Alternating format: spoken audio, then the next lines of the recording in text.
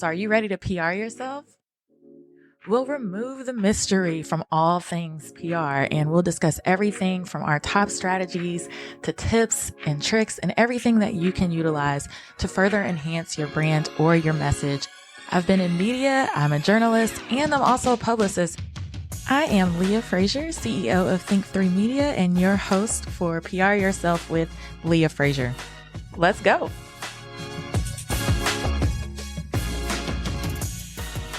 Thank you so much for tuning in to PR Yourself with Leah Frazier. I am your host, Leah Frazier, and I'm just here for a couple of updates. You guys are killing it. We are now heard all over the world. I just got a report that we are trending in Trinidad and Tobago and in other countries, Australia, the UK, South Africa, Kenya. Thank you guys so much for tuning in. It just does my little Dallas, Texas heart so much joy and brings me so much joy, and it brings me so much pride to be able to deliver this podcast to you as often as I can on a weekly, bi-weekly basis. But here's some new things that you guys can look forward to as we're about to close out season 4, head into season 5. There is going to be an all new show format. I am pumped about it.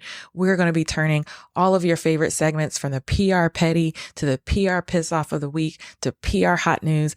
We're going to be combining all of that along with our exclusive interviews with our guests into one format. So it feels more like radio listening as you guys are, walking your dogs outside, or you're doing your makeup like I hear from a lot of you guys, or you're just listening as you're working throughout your workday. We're going to make this more fun and just like your broadcast radio, and we're going to make it fun, and we're going to bring back some of your favorite co-hosts like Kiana McDaniel or Chandra Gore, or many of those other guys, and we'll actually have some other celebrity guests for you guys. So you're going to want to stay tuned.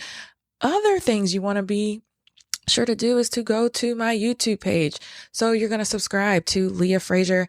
I have a PR Yourself with Leah Frazier list of videos for those times where we do our virtual interviews. So you can actually see what myself and my co-host and our interviewed guests look like, and it's just a more relatable format to see how we have a lovely little banter online. So be sure to go out and subscribe to the YouTube channel just in case you get sick of hearing the podcast. You want to see us on screen, put it on your TV while you're cleaning, whatever you want to do, that'll be available for you. The book is coming. I just approved PR Yourself. The book, the cover, it's real. It's going down. Head to pryourselfbook.com. Sign up for the list so you know exactly when pre-sales drop. It's literally going to be dropping within the next 30 days. Not even kidding you guys. I already have organizations ordering that baby up, and I want to get this in your hands so that you can PR yourself to the max through the end of 2021 and beyond. And lastly, remember, I do have a membership offer for you guys. If you want ongoing marketing and PR advice once a month that you can use, is tactical, is actionable for you to apply to your business, go to think3media.com and sign up for our membership. And you can go under the EDU tab. It'll take you straight to our membership. It's $49 a month. You can't beat that for one course session from me, and also access to a business mastermind with other like-minded individuals who need that ongoing training just as much as you do. So again, go to think3media.com, hit that EDU tab and sign up for our membership, and let's get rocking and rolling through the end of 2021. Thanks for tuning in. And now to your PR Yourself episode.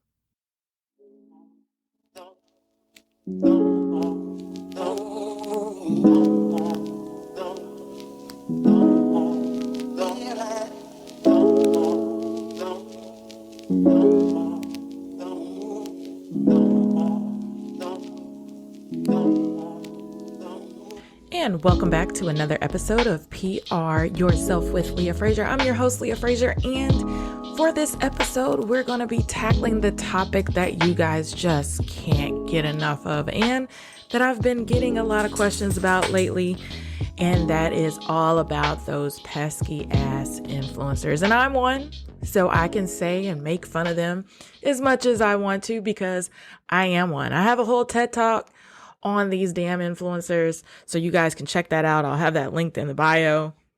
And I'm only being just a little bit facetious when I talk about them, because there are genuinely some really great influencers out there that do a lot of amazing things for brands that can help your brands But there is a negative stigma out there now around influencers and who they are, and they just want to sell you a bunch of stuff, and they're not really authentic, and they have no substance. And there's all these things that kind of circulate the world of influencers, and I'm just here to kind of break it down, because I do still believe that there is value in using them to enhance your brand, to spread your message. I do believe that a lot of businesses and small businesses should be budgeting for influencers within their marketing budget and advertising budgets. But it's more of, who are you choosing to align yourself with? That's the question. So I find this kind of funny, because I went to do a little shopping today, like I always do. And there was a fashion designer here in town from New York that I've been going back and forth with for a while, just trying to meet up with him while he was here in Dallas. I finally got to do it today and bought some jewelry from him. And I was at another designer's showroom, and we were just sitting on the couch, just having a powwow, and we got on the subject of influencers. And it was just very interesting to see it from their perspective. So one of the designers was on Project Runway, and she has a fabulous brand, and he's an emerging designer, and he's about to show in New York Fashion Week in a couple of weeks. And I just genuinely asked, we got on the discussion, and pretty much the consensus was that, it wasn't great for influencers and what you get when you use them. And they both had pretty terrible experiences in trying to align their brands with influencers and trying to pay them what they're worth. However, not getting much back in return. And so the question just begs whether they're relevant. I still believe that they're relevant. I felt terrible that, and they were even saying more so too, that there was an attitude, of pretentiousness with some of the fashion influencers that they were trying to deal with, where it was like, they were just very VIP in their approach. And that's kind of disheartening, because this should be almost like a marriage. It's like a relationship. Both of you guys are going to be coming together and working together for the benefit of both businesses, because influencers are a business, in order to elevate one another. And it shouldn't just be a one-off partnership. I believe that influencer marketing and these relationships should be ongoing. So with that being said, later on in the show, I have a very special interview with a beauty influencer based out of the Florida area. Her name is Elena Duque. We met, we met because she interviewed one of my clients for her podcast, or she tried to and it didn't work out. And then we started following each other, and I just thought she was the most hilarious person. And I was like, hey, I need you to come on, because she has just a great story. And I just want her to tell you guys how it really works out here in these streets. And she's actually one of the influencers that can convert. So that's going to be happening in just a little bit. And I had a ping on my news trends. You guys are going to find this interesting. Last year when the pandemic hit, one of the things that we saw, again, from Vogue Business, was that influencers, like their digital efforts and their engagement increased by 50% or more. And if you think about it, it makes sense. Why? Because once those shutdown orders happened and we were all confined to the four walls of our home, we didn't have shit else to do but to be on our devices or watch TV or be on our laptops or be on our computers. And so what's coming down your feed? Content from all the content creators. So of course they saw this huge increase in engagement, and the brands knew it. So what did they do? They pumped more money into these influencers. But the problem that happened, and where a lot of these influencers fell off the wagon, was that yes, engagement went through the roof, but the world was shifting. Culturally, socially, politically, and a lot of the influencers were pushing the same shit pre-pandemic, and people weren't having it. They were like, people are dying. People are getting sick. People are losing their jobs. And you're telling me about your effing outfit of the day? And so even though we saw this shift in favor of the influencers, there was almost like some were so tone deaf to what was actually going on in the world and didn't rebrand themselves in a way that says, hey, I still have my audience's interest, but I should be posting related to the things that we care about or the things that are going on in the world and have some sort of consciousness towards that so that I don't get canceled. And so some of them, people were a little bit upset with a lot of the influencers. And now we've seen another shift. And now the latest that came out of Vogue Business, this article is dated August the 9th, so pretty recent. They said, meet the genuine influencers who don't want to sell you anything. And so Vogue is predicting, based off of some high luxury brands that have now realigned themselves with more so people who don't want to sell you anything, but they've built like these cultural communities, or they exist in these cultural communities where people actually value what they have to say.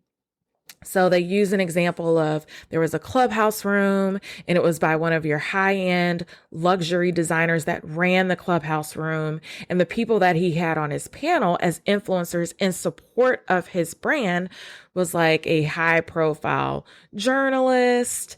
Let me see who else he had on there. He had a high profile journalist and some other folks that was like the president of talent at another digital brand and all of that, right? So it's not like you're a famous girl that wears all the cute clothes because she's cute, but it's people that actually can move the needle in their respective industries that are super genuine, super authentic, have a pulse in the community and a voice in the community that people trust and listen to, and that don't really want to sell you anything. They're coming together with these brands because their values align. And so Vogue is predicting that this is where the shift is going to occur with influencers. And you know what? I'm just going to pat my back right now. A lot of you are new to listening to me. Some of you have listened to me way longer than you probably should have. But I've been saying this and I've been shoving this down my clients' throats for years. When they come to me wanting to find influencers, nine times out of 10, I say, that's great. I don't mind using the social media influencers because, again, there is value in what they do. But I would much rather, if we're pushing an event, find somebody who's in the community, who's a foot soldier on the ground, where we say their name, people know who they are. They may only have 2,000 followers, but if they say, I'm in alignment with this charity event because of X, Y, and Z, people will come. And so I think that's the shift that we're seeing, this genuine influencer. But I don't want you guys to get too caught up on that. I will link the article in the caption. I want you to listen to my interview with Elena because I still think there's value in using your social media influencers, but also those people that are kind of what we call the liger, right? The cross between the lion and the tiger. They're micro influencers. They're great on social media. She's great in beauty, but she's also a mom. She's great in beauty. She's also a mom, but she's also on TV. So I like the influencers that are multifaceted because they can hit different buckets. It's like, oh, do we need Elena to be a mom and promote beauty to moms? There. Do we just need her to promote beauty overall on social media? Boom, she's in that bucket. Do we need her to promote beauty and go on TV and do it? Boom, she's in the media bucket. So finding those influencers that they're not a one-trick pony is the key. And then finding another set that are these genuine influencers who aren't looking for you to pay them. They're just like, I like what your company is doing. And it's in alignment with the things that I'm already preaching to the community, or I'm already writing articles about, or write research papers about, or going on TV about, and I'm going to align with you. That to me is the key. And I have been preaching that for a long ass time. So I feel validated that Vogue finally figured it out on August 9th, 2021. But anyways, I'm going to get going. But before we get into this topic with Elena, she is hilarious. I want you guys to take again another listen to our sponsor, Branch Farms.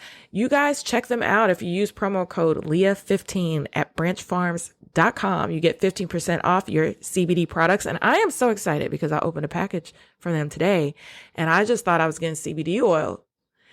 They actually now have pet CBD oil. And I'm so excited because sometimes my little fur baby, she is a Chihuahua mix and she's a little cray cray. She needs a little bit of tone down, just a little bit. So I'm kind of excited about this pet CBD oil. And she's a rescue. And I know I kid about my little fur baby Spirit all the time, but I love her dearly. But she is a rescue. She does deal with a little bit of separation anxiety because of what happened to her when she was younger. And then I came along and I rescued her, brought her in the home. They didn't tell me what I was getting. I just got like thrown into the fire. Somebody should have told me, like, I don't care what your Chihuahua is mixed with. Chihuahuas are just crazy. But now she's amazing. We went on a trip last week to the Getaway Cabins in Wimberley, Texas, and she was in her element. You would have thought she paid for the vacation. She didn't want to leave the cabins. She was all laid up and nestled up in the bed. She was frolicking in the woods. She was exploring. She was a different dog. So I was like, we're going to have to do this shit more often, but you're going to have to contribute in this household. Because that shit kind of added up. I added an extra day because I saw how happy she was. So we stayed out in the woods an extra day. And she was just a different dog. But anyways, she's going to be much different once she gets a hold of this CBD oil I got from Branch Farms. But anyways, here's a word from our sponsor. Stay tuned. And then right after that, we'll be back with Elena Duque. Thank you all so much for tuning into this episode of PR Yourself with Leah Frazier. We're going to take a quick break and I want to tell you about our sponsor, Branch Farms. You guys know that during the pandemic, I was dealing with a lot that had to deal with mental anxiety. I've been having to meditate. I've been having to find different sleep rituals so that I could sleep a little bit better because it's just been a little bit stressful. And so Branch Farms has helped me out with my CBD oil. It's been amazing. So I wanted to talk to you guys a little bit about them today. They are family owned. And like the hemp plant, their roots are rich deep into the soil. For more than 100 years, Branch Farms has farmed in the Southeast Delta region of Arkansas, where agriculture has sustained this family-owned business for 4 generations. Branch Farms produces premium hemp-derived goods from soil to shelf, which means that they plant, harvest, process, and manufacture products, maintaining a high level of integrity during the entire product lifecycle. Now, let me tell you guys, my favorite is the CBD oil that is mint flavored. And recently I tried the citrus flavor and it's incredible. You just dab it right under your tongue.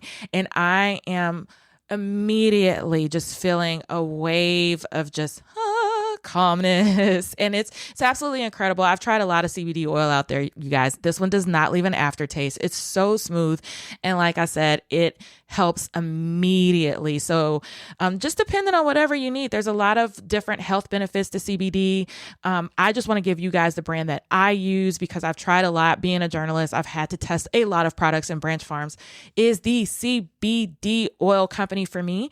They have a lot of other products, so you guys just need to check them out at Branch Farms. That's actually P as in Peter, HARM as in Mama, S as in Sam.com. So to purchase their full and broad spectrum CBD oil lines or learn more about their wholesale opportunities, including white labeling and vendor partnerships, go ahead and visit branchfarms.com. We'll have that in the caption. And you can enter my code Leah15 for 15% off of your order. This promo code is active now through December 31st, 2021, but you're going to want to go ahead and order that today because it is amazing. And so thank you guys for tuning in. And now back to this episode on PR Yourself with Leah Frazier. All right, welcome back to another episode of PR Yourself with Leah Frazier. This is the episode you guys have been bugging me about. It's the one that's at the top of mind in all of my PR groups, entrepreneurial groups, and I'm not going to be the one to tell you how it is when it comes to these pesky influencers. Some I actually really like the one that's coming on the show today. And so I would love to introduce you guys to my dear friend hailing from Florida, of all places, the beautiful but crazy Florida, Elena Duque. Welcome. That is the cutest intro. Thank you so much. Thank you. I'm so excited to be here and I'm so excited to be on your podcast and I'm happy it's going well. I just really like you because you tell it like it is. And I'm like, look, when it comes to this whole influencer business brand relationship, pardon my French, there's fuck ups on both sides, right? And I feel like the only way both can come together and have this beautiful marriage and play well in the sandbox together is if they both understand the needs and the wants. And you've been in the game for so long. I mean, you do TV segments, you work with brands, you're just and I love your videos, by the way, so keep sending those to me. But I mean, you're like the ultimate influencer. You do clubhouse rooms, so just a wealth of knowledge. And I just want to pick your brain for a few. Awesome. I'm here for it. Whatever you want to know. Yes. So before we get started, why don't you tell me and tell the listeners a little bit about your background and how you got to where you are today? Sure. So, okay, so I actually I've had a million jobs. I never really knew what I wanted to do, and I never had focus. And I was kind of all over the place. But I was a bartender for just a really long time, and I liked it because I got to meet people. Obviously, the money was great, and that was something I did more so in my 20s. But I always loved beauty, and I wanted to be an esthetician. So I finally decided to go to school for aesthetics. And so that's what I did. I went to school to be an esthetician, and then I kept going back to learn more things and get certified, like in lasers and different. There's always new technologies in beauty, and so I did that for a couple of years, and then I said, I want to open my own spa. I thought it would be an amazing experience, so I did. I opened a spa, and I had an opportunity to go on Good Day New York, because that's where I was living in Queens, New York. Yeah. So one of my employees had a friend that was a producer, and she was so nonchalant about it. And I'm like, yeah, because I always kind of wanted to be on TV. I mean, I lived in LA. I didn't want to be an actress because I just don't feel like I could do that. But I knew I wanted to. I always loved the Today Show. I love watching Jill's Deals and Steals and that type of like lifestyle show. So I was like, this is amazing. So I got to go on Good Day New York, and then I got bit by that TV bug. And I didn't have a blog or anything yet. So when that happened, I was like, I'm gonna do Instagram, and I started an Instagram account. I got a website, and I did it all wrong. Like I didn't know what to do. I mean, like, and that's the thing I want to tell people, like, it's fine. Just start somewhere and then make adjustments, So I kind of just started doing it and finding my way. At first I was doing a lot of like flat lays, which is not really me, and it was boring to me. So then I kind of just found my groove, and started to post mostly beauty, and then getting quoted and featured in magazines, and working my way without any PR. I was pitching myself to different stations, and like hopping on planes and going on KTLA, and doing all kinds of stuff. So it just kind of snowballed from there. And it's still changing, and that's okay. I think a lot of people feel like they can't, once they say, I'm going to be a fashion blogger, then they just can't do anything else. And that's not really true. So that's kind of the short version of it, of how it all started and where I am now. And what are some of name some brands that you've worked with that, you really enjoyed, like maybe their campaigns, or like what were some of those brands for you? Sure. So I've been working with Olay for a couple of years, and they're absolutely incredible to work with. They're so nice, everyone on their team. And I've worked with different products within the brand, and I actually use them and like them.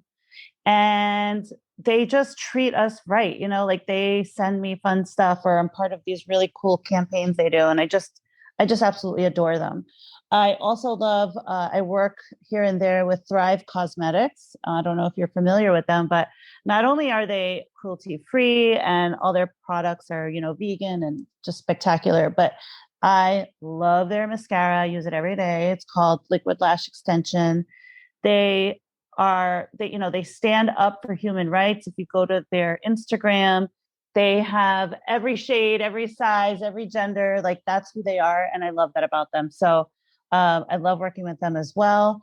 I mean, really, I've really, in the beginning, I worked with a couple of brands here and there that I wasn't too keen on, but I think that's normal. Now I can kind of cherry pick. But yeah, those are two that really stand out at me, and they've been fantastic to work with. Also, PMD Beauty. I don't know if you're familiar with them, but I started working with them a while ago, maybe 3 years ago, and now they're like getting really big. So I love to see that. I love to see, if I work with a brand that's not as large, get on Good Morning America or something. So it's nice to see them grow. That's amazing. And you're like, I don't know if you heard of it. Look, I'm the plainest Jane that you'll ever meet. So I am the person that uses the influencer like yourself that wants it's like, oh, I can trust her opinion. She's not selling me an ad every post. I would look to you for that. So like I'm following you now. So whatever you tell me Good. I need to follow. And to me that's effective influencer marketing because it's like I know she's just not going to push me shit just for the sake of pushing it to me. Right. No. And here's the thing. It's like, so I try a product first. I try them first. And even if I say, I love this so much, yada, yada, yada, you could still get it and not like it or cannot work for you. Right. Like everybody's different. And that's just something, we all have to remember. But if it's really terrible, and I've been sent things I have sitting right here, and I'm like, what do I do with this? Like, I don't even want to give it to like a friend because I don't like it, and that's just okay. I can't love everything that somebody wants to send me. It just doesn't work that way. And I would be a liar if I said that when I first started, I didn't post something I didn't believe in, because any influencer who says that is a liar. I didn't like hate it, but I was like, it's okay, and then post. I did because I wanted to get paid, and then I didn't feel right about it, and I never did it again. And it happens.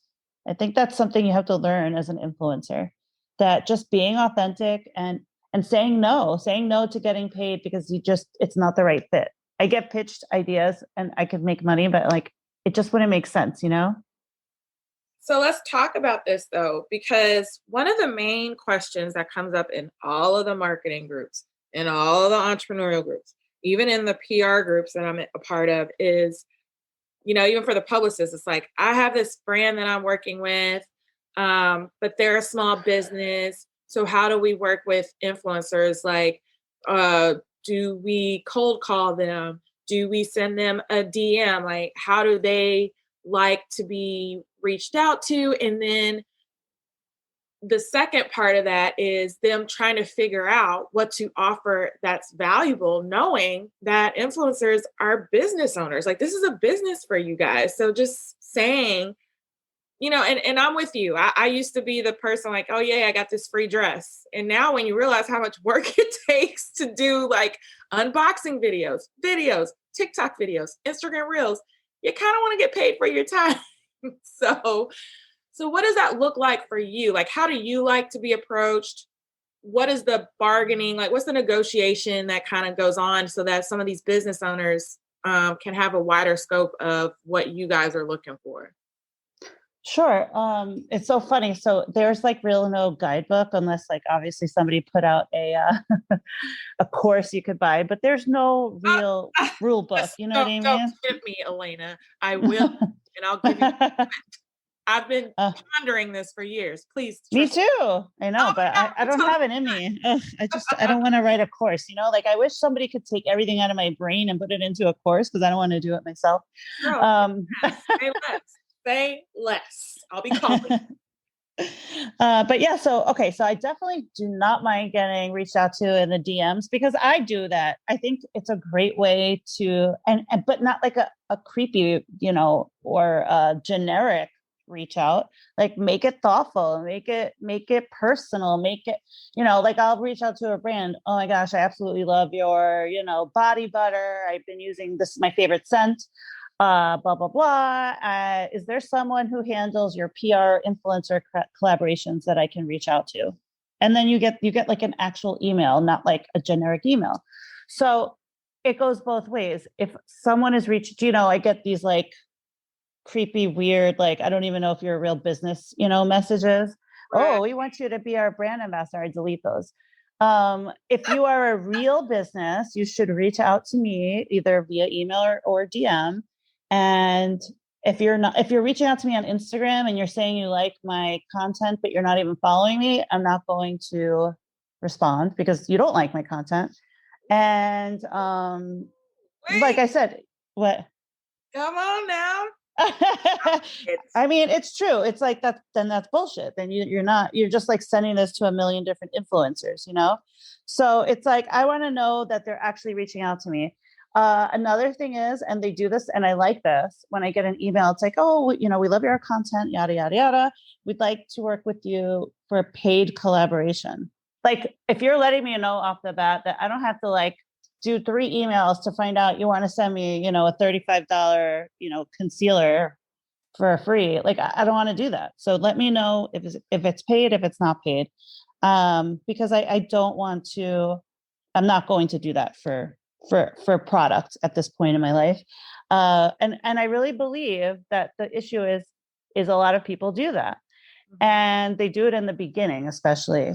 So what I think is we can't even do it in the beginning. Even if you're getting $50, get $50, Like I think there just has to be something monetary, because if the brand says they do not have a budget, then they should not be asking someone to do something for them. Like it's like any business. I owned a spa. I had to do marketing. I had to set aside a marketing budget, period. So if you don't have a marketing budget, you shouldn't be in business because you need to pay for marketing. And I here's mean, the I just thing that they don't understand, Elena, too, is like if you're reaching out to an influencer and you're saying, I don't have the money, I'm a small business, I'm a startup, whatever.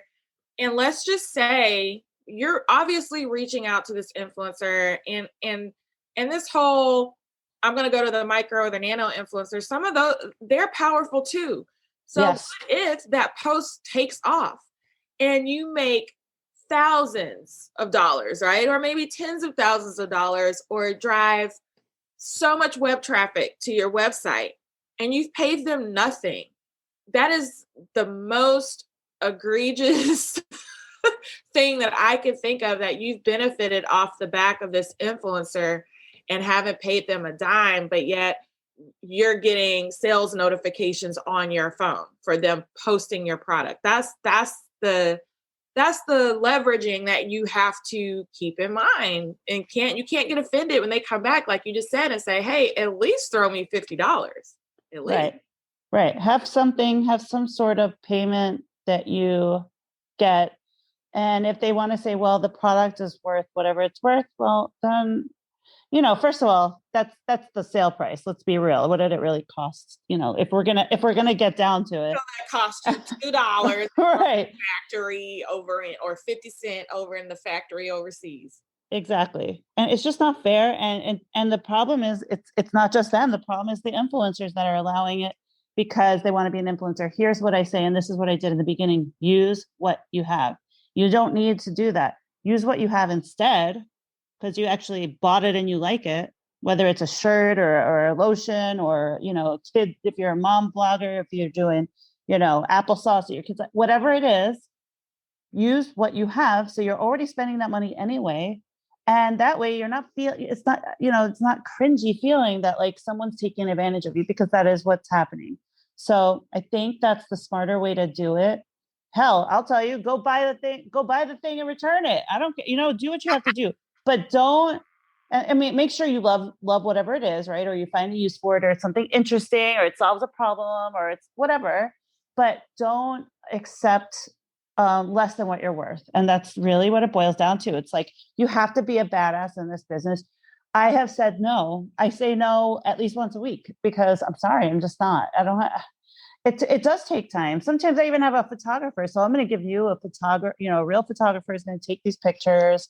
Then you make me sign something that you have the rights to it forever. No. It doesn't work that way.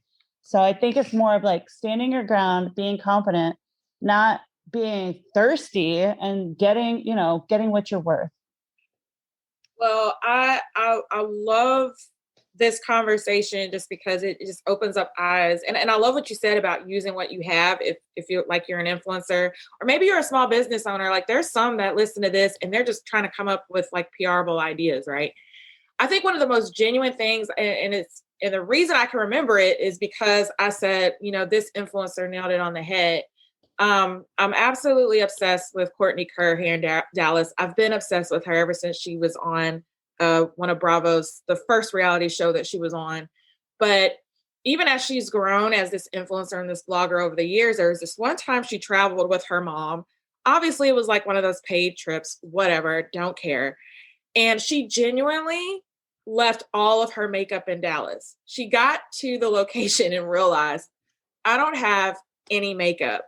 And so she ran to the nearest Walmart and bought all the shit she could. And because they had to go to a dinner that night or whatever. And she made a video based off of, here's my Walmart haul. I literally left all of my makeup and skincare in Dallas. Here's what I used, and here's the looks that kind of came from it. And it was so damn cool. And I was like, you know what? I was actually sitting there. We're not even the same skin tone. I was like, oh, I may buy that. Oh, I didn't know about that brand. But it was like you said, it was so genuine in that she was just being resourceful, using what she had. It didn't feel like an advertisement. We've all been there. I could connect with her. And I was like, I really hope, and she put in there like, Walmart is not paying me for this. And I'm like, it's so funny that happened to me. That's so funny. So I actually did, well, this was before COVID, but I was dating my husband. So it was a long time ago because we're married 10 years now. And we went on a one night trip to Atlantic City. And I was like, oh my God, I left my makeup bag at home. And the hotel we were staying at had like not a Sephora. I think it was a Bluemercury where they have all the makeup. So he's like, "Are you going to buy makeup?" I'm like, "Hell no, I'm not going to spend money." And I went in there with all the stuff they have out, and I did my own makeup. oh, That's how I did it. I was like, "How else am I going to go to dinner?" But she had a better idea. but everybody can relate to that.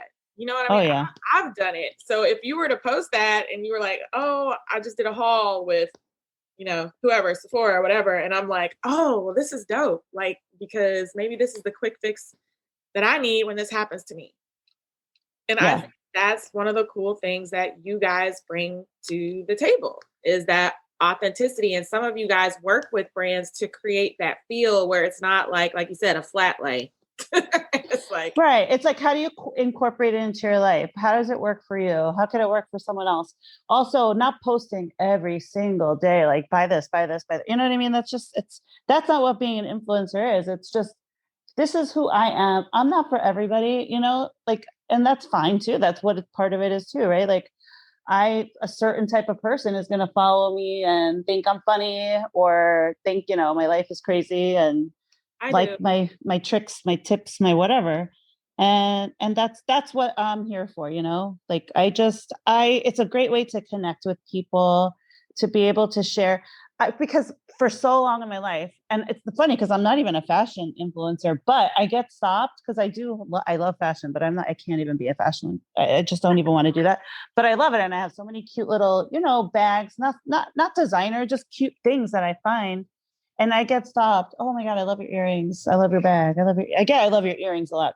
I'm an earring junkie. I'm an earring whore. But and so, or I love your skin is so good. Oh, I love your bronzer. I love it.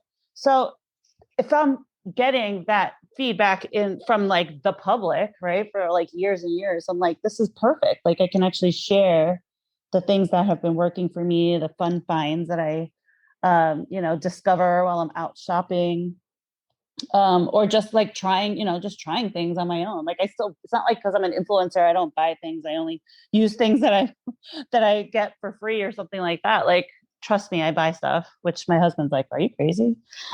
Do you need to really buy some skincare? I'm like, yes, I do. But I think that's another thing people don't get. It's like being an influencer is not necessarily trying to sell people things all the time. Yeah. Because the industry has changed so much, it's morphed even over the last decade, right? And I remember years ago, I think it was like in 2011, I was writing for this media outlet, and I wanted to do this article about how influencers, like, it's oversaturated. It was like the fashion blogger boom had exploded all over the damn place, and everybody was doing outfits of the day, and it was sickening for me. But I was like, I want to do this article. And I remember the editor being like, no, I don't want to post this because I don't want to discourage anybody. And I'm like, but it's kind of like, it's an art to it. That's the point that I'm trying to make, right? But now, even fast forward past the oversaturation, the advertising, the people kind of giving influencers a bad name and separating kind of like the good from the bad. where do you see things headed? Because I'm actually seeing some great things from some longer term partnerships with influencers that actually work versus these one offs that I see a lot of businesses doing that's just not sticking. I mean, in your experience, what do you think? What's the future of this whole industry? So it's funny. I mean, you're right. It's always changing.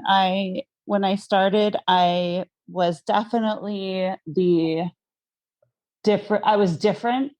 I just can't be like polished and perfect and have a feed like that. Like that actually gives me anxiety. Like, oh my God, like that's just not me because that's not real for me. I am not a type A. So I am just, it's funny because think about it, right? It's a real creative craft. However, it doesn't look so creative sometimes on people's feeds when everything is just so perfection, you know? Right. So I think like I think I was ahead of my time because now everyone's doing like the, oh, we're authentic, we're real kind of thing, where that was just like kind of what I was doing.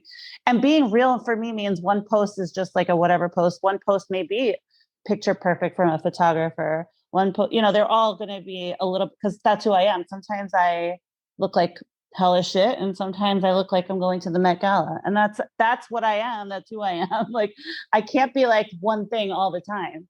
And I'll And tell I you the think funniest post you that I was like, oh my God, was when you tied and it wasn't even beauty, you tied the string around your waist and you were trying to get the hot dog oh into my God. It was a game I saw. I was like, oh my God, that's hilarious. Oh my, because I like funny stuff. I like funny. I really do. So I have a sense of humor and I love to kind of incorporate that there, you know, on Instagram to show who I am. I was so tickled. I was like, the string and the hot, she's squatting. Putting There's it in the toilet paper roll. yeah, the hot dog was dangling, and you had to get the hot dog into the hole of the toilet paper roll. I'll let your imagination run wild with that. But it was hilarious. And it's just Oh, like, if I'm following somebody, I want to see those facets of them. And as a brand, I would want to work with someone like that because that's what people connect with, not the, like you said, the polished, so perfect and pretty all the damn time. I know, because we're not. I mean, really, who really is like, I want to see someone who wakes up with their breath smelling like, you know, cat glitter and, you know, no, no, Glitter? no. What is I cat don't know. I glitter? don't even know. I'm just, I just feel like, you know, it's just such bullshit. Come on. Like, we're all, and here's the thing, right? It has to look nice. I mean, if, obviously, I'm not going to post a crappy photo for like a brand, but I think the stories is where it's at. That's where we can have fun and be real too. And reels can be real. So I like it. I like that we have different like little things within Instagram that we can use for specific situations. And I think like people, especially like you were saying, some small business owners who don't know what to do, that people love like behind the scenes. If you're making a product, how it, you know, how it goes from nothing to an actual product, you know, that Right. kind of thing. I like to watch that anyway. I get mesmerized. Well, I mean, this has been so informative. I think this kind of, for all of you listeners, gives you a better insight into how influencers think, what they care about, how they like to be approached. Again, I always like to repeat that influencers are business owners. So, business to business, you would never go to someone and ask them to do something for free. And then you would approach them in the utmost, most professional way. Like, you have to know, what am I giving? What am I taking? What's going to be the best deal for both parties type thing, like my legal mind coming out. But I just think you've just been so great to kind of spell that out. Is there anything else that you think people should know? I just think like, you know, like you said, like be clear and um, you know, make sure you vet them too, like and make sure it's not you're not just looking at their follower count, you know, like make sure they actually fit with your mission, your messaging, and your branding. Yay! I love it. So speaking of follower count and all that fun stuff, how can they follow you for all of this hilariousness and beauty and skincare tips on social media? Yeah, so it's a long one, but it's at Elena Duque Beauty. It's my full name with beauty at the end.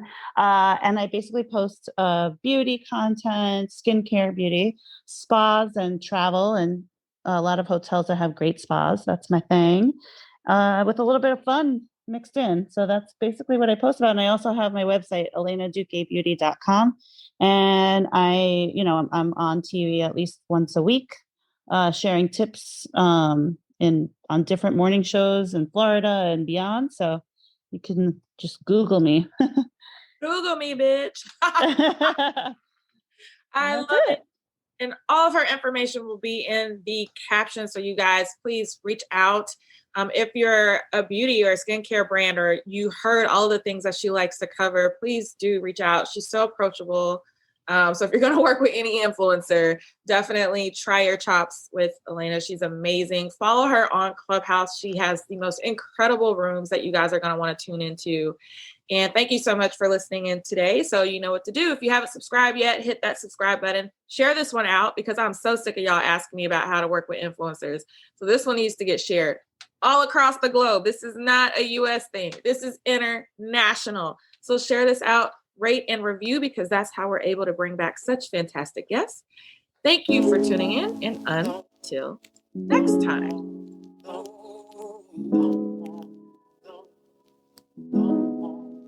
All right, guys, I hope you enjoyed that interview with Elena Duque.